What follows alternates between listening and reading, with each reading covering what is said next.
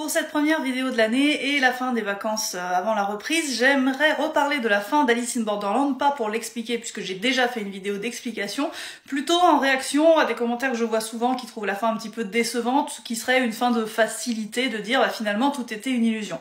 Il faut savoir déjà que c'est le genre de fin que je ne supporte pas.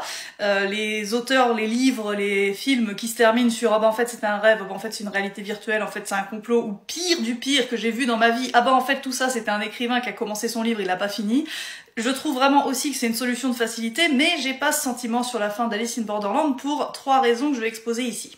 La première chose, c'est pas du tout une preuve de la qualité ou non de la fin, mais bon, c'est un détail qu'il faut quand même donner, c'est la référence à Alice au Pays des Merveilles. De fait, ce manga est une réécriture d'Alice au Pays des Merveilles, c'est le titre, on peut pas passer à côté, et de fait, Alice au Pays des Merveilles se termine par Alice qui se réveille dans son jardin, à côté de sa sœur et son chat, donc c'est pas incohérent qu'on retrouve le même procédé dans le manga.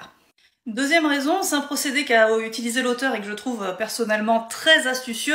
Pendant la Reine de Cœur, en fait, toutes les fins faciles possibles, il les expose.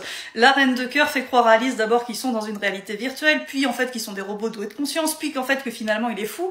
Donc toutes les solutions de facilité qu'il aurait pu mettre à la fin de son manga, il les expose pour dire en fait c'est pas ça. Moi je trouve ça très amusant et ça donne quand même quelque chose en plus à cette fin par rapport aux autres œuvres qui utiliseraient ce procédé. Mais surtout, la vraie raison, c'est que j'ai l'impression qu'on prend un petit peu le problème à l'envers. Nous, en tant que lecteurs, forcément, pendant toute l'histoire, on se demande ce qu'est Borderland, on a une fin, on a une solution qui arrive, et je comprends parfaitement qu'on puisse être déçu par cette fin. Mais en disant c'est une solution de facilité, on fait comme si l'auteur avait commencé par écrire son histoire avec des jeux de survie, pour finalement être coincé et se dire « Ah bah tiens, je vais mettre une météorite ».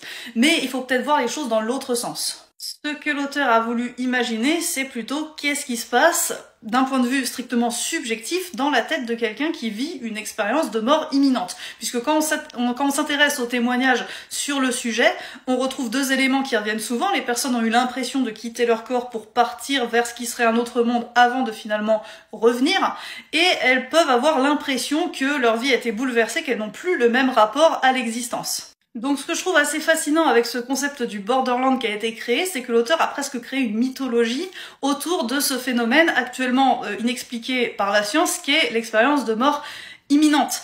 Et c'est à ça que sert la mythologie, à essayer d'imaginer des choses là où on n'a pas d'explication scientifique, comme ce qui se passe après la mort ou ce qui s'est passé à l'origine du monde.